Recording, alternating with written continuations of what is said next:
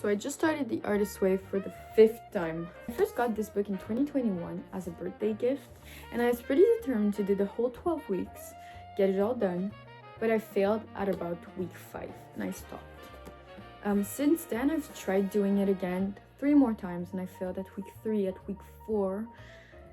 It's quite a challenging course to do. It takes a lot of time. So basically, The Artist's Way is a course book by Joel Cameron asking us to do a 12-week deep dive into our creative world. We're asked to do morning pages each morning, so about 30 minutes of just handwritten notes on paper, kind of a stream of consciousness thing. We're also asked to read up on the chapter for the week, answer the questions, and go on artist dates. It doesn't seem like that much, but when you add it all up, it amounts to a pretty good chunk of time.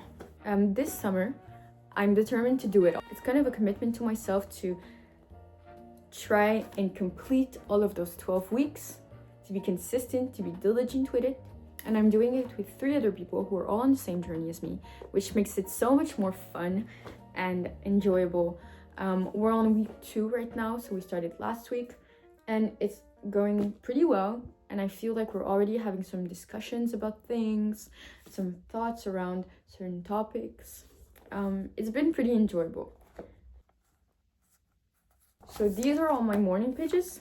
It's just like loose leaf paper I bound with a string, but I'm doing the work. About 30 minutes each morning, just trying to write everything that's going on in my brain. I'm definitely going to continue committing to this. I'm pretty excited to see what changes it brings on in my creative journey, and what I learn from it. So I'll keep updating you on all of the weeks that are left to go. I have about 10 weeks left, and I hope this unlocks something in me.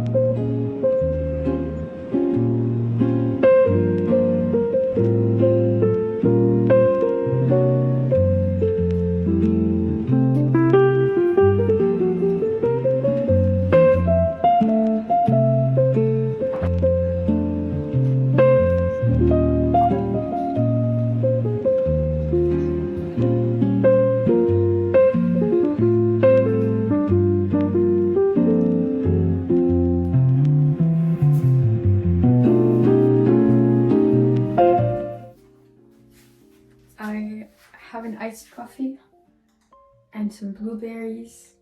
It's looking like summer.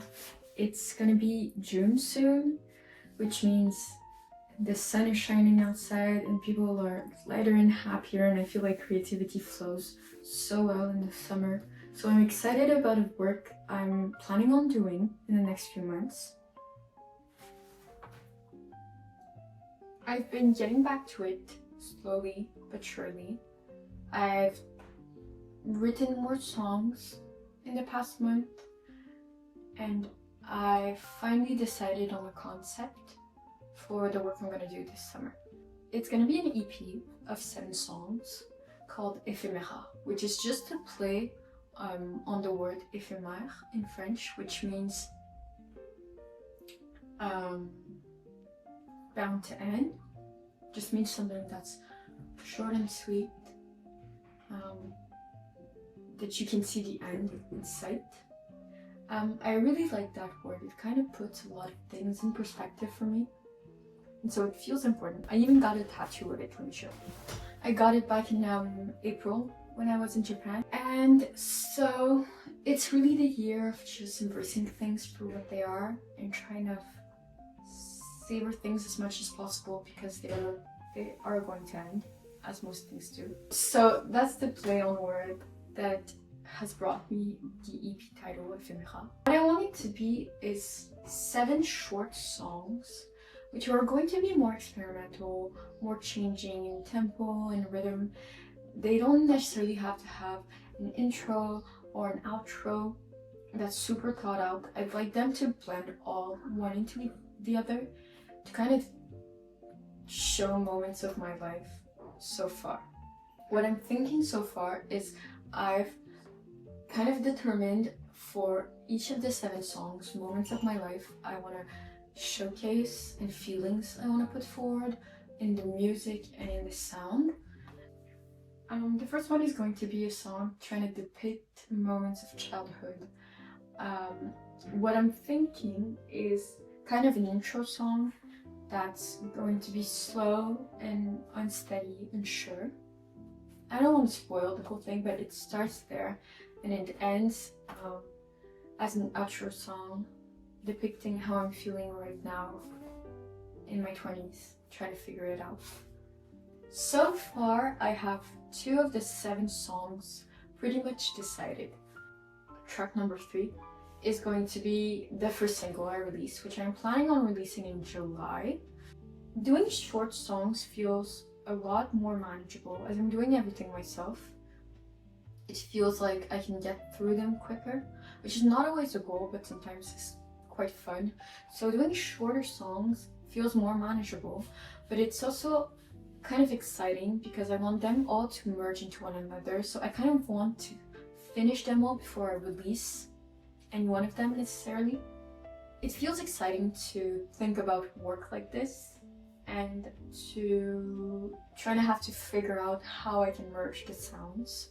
What I usually do whenever I start a new project is get a poster board up on the wall, write the title of the EP, and for each of the tracks, attribute symbols to each of the steps I need to do. So as I'm doing all of the producing, mixing, mastering, distribution, and visuals for each of those songs, it kind of helps to know what step I've done and what step I need to do. Right now the poster board is all white, it's pretty much empty. I wasn't sure what song was gonna go where, so even though I've done work on those songs, I wasn't comfortable yet filling them in, but I'm gonna do that right now, and I think you're gonna have a better idea of what I mean. It's a very structured way of going about creation, but I kind of like it. It helps me know where I'm going and not overthink, not miss any steps, and just kind of keep the momentum going forward.